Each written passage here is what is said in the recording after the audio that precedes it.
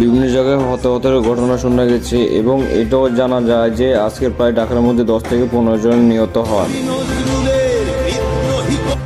এবং সংবাদ সংস্থা AFP এর তথ্য অনুযায়ী শুক্রবার মৃতের সংখ্যা বেড়ে দাঁড়িয়েছে অন্তত 115 জন।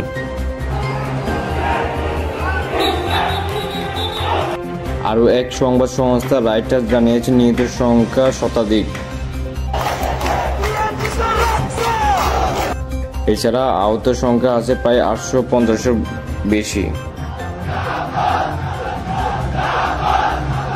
শনিবার সহিংসতায় মৃত্যু হয়েছে আরও অন্তত 5 জনের। ঢাকার যাত্রাবাড়ি এলাকায় পুলিশের সাথে বিক্ষোভকারীদের সংঘর্ষ অন্তত 4 জন নিহত হয়েছে বলে জানা গেছে। নিহত 4 জনের মধ্যে ঢাকা মেডিকেল কলেজ হাসপাতাল মর্গে রয়েছে। এদিকে দুপুরে সাভারে সহিংসতায় একজন মারা গেছে বলে জানা গেছে। ওই ঘটনায় অন্তত 20 জনকে স্থানীয় হাসপাতালে চিকিৎসা দেওয়া হয়েছে। এছাড়া আরেক খবরে জানা গেছে যে বিএনপি নেতা নজরুল ইসলামকে গ্রেপ্তার করেছে পুলিশ।